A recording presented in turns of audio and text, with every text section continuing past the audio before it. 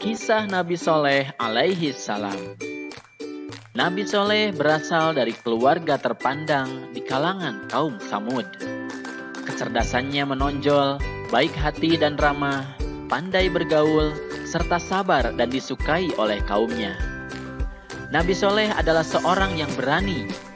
Bakat kepemimpinannya sudah tampak sejak muda. Beliau berani memimpin dan menyelesaikan masalah umatnya dengan baik. Beliau menyelesaikan masalah umat dengan bermusyawarah.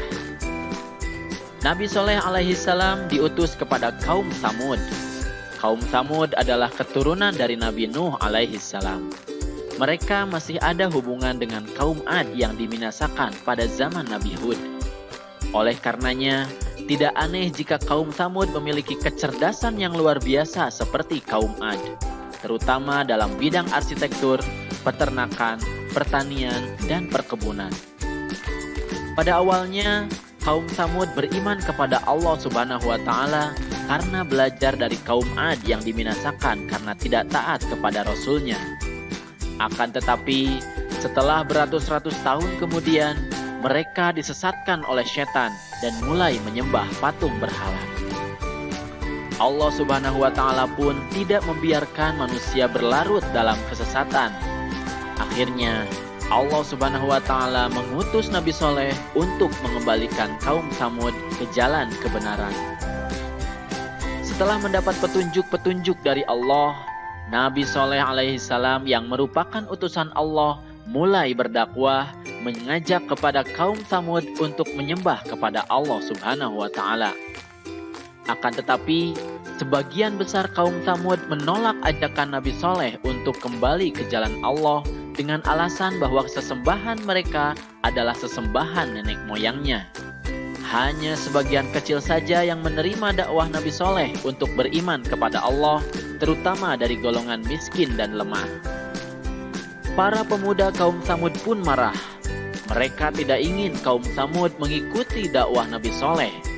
Mereka menginginkan mereka tetap menyembah berhala.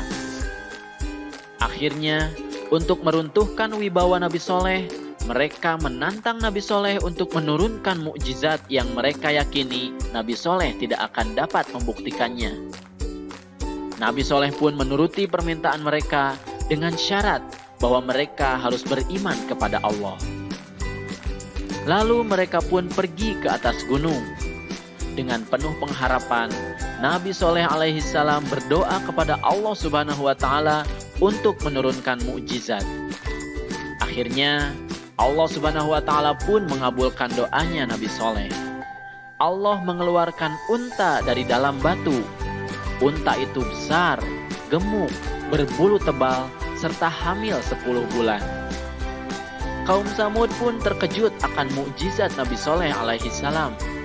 Mereka memang ahli memahat, tapi mereka kagum bahwa unta yang sangat indah ini adalah asli, bukanlah sebuah pahatan. Lalu Nabi Soleh pun memerintahkan kepada kaum Tsamud untuk menjaga unta ini. Jika tidak, maka nantinya azab Allah akan datang.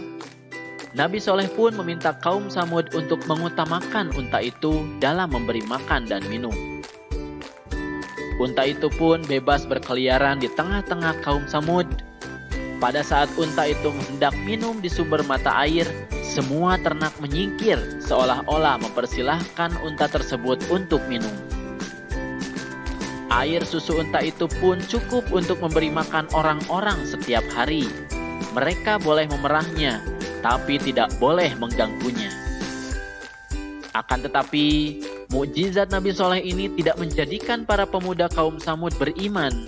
Meskipun hal tersebut membuat Nabi Soleh semakin disegani dan semakin bertambah orang yang beriman, mereka tetap berpegang pada sesembahan nenek moyangnya. Akhirnya, para pemuda pun mengadakan pertemuan untuk menghentikan dakwah Nabi Soleh alaihi salam, dan mereka pun sepakat untuk membunuh unta tersebut. Lalu mereka mengutus para penjahat yang kejam untuk membunuh unta tersebut.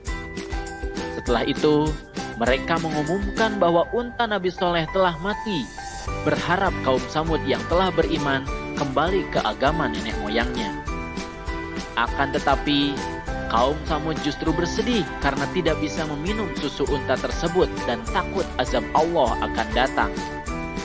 Para pemuda pun datang kepada Nabi Soleh dengan angkuhnya. Mereka menantang Nabi Soleh untuk mendatangkan azab yang dijanjikan. Akan tetapi, Nabi Soleh memberinya waktu selama 3 hari untuk bersenang-senang, menikmati hidup, karena setelah itu azab Allah pasti akan datang. Nabi Soleh memberi waktu 3 hari agar memberi kesempatan supaya mereka menyesali perbuatannya. Akan tetapi, orang-orang kafir itu justru menunggu-nunggu azab apa yang akan terjadi, sambil gelisah karena takut azab tersebut benar-benar datang. Akhirnya, para pemuda pun sepakat untuk membunuh Nabi Soleh alaihi salam agar azab itu tidak jadi datang. Mereka mengutus kembali para penjahat kejam yang telah membunuh unta Nabi Soleh untuk membunuh Nabi Soleh. Akan tetapi, rencana tersebut digagalkan oleh Allah Subhanahu wa Ta'ala. Allah menghentikan mereka dengan menimpakan batu dari langit sehingga para penjahat itu mati. Kemudian Nabi Soleh beserta kurang lebih 110 pengikutnya pun berhijrah ke Palestina untuk menghindari azab yang akan didatangkan oleh Allah Subhanahu wa Ta'ala. Meskipun begitu, Nabi Soleh alaihi salam bersedih karena sebagian kaum Samud masih tidak mau beriman kepada Allah. Setelah 3 hari berlalu, datanglah azab dari Allah yang dijanjikan. Terdengar suara sangat keras dari langit, petir menyambar, dan bumi pun berguncang. Akhirnya, kaum Samud yang kafir pun mati dengan mengenaskan. Bangunan-bangunan yang telah didirikan ambruk, maka binasalah kaum Samud tersebut. Sampai saat ini, kita masih bisa melihat bangunan-bangunan yang didirikan kaum Samud tersebut berada di Saudi Arabia. Nah adik-adik, itulah kisah keteladanan Nabi Soleh alaihi salam. Dari kisah tersebut, ada beberapa hal yang harus kita perhatikan. Yang pertama, kita harus taat kepada Allah Subhanahu wa Ta'ala dan Rasul-Nya. Jika kita tidak taat kepada Allah dan Rasul-Nya, maka bersiap-siaplah azab akan didatangkan kepada kita. Na'udzubillahi min dzalik.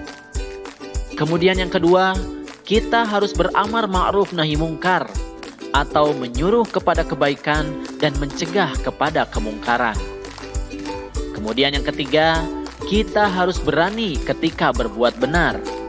Dalam kehidupan sehari-hari, kita bisa berani berkata benar, menjauhi sifat-sifat buruk, dan berani mengakui kesalahan.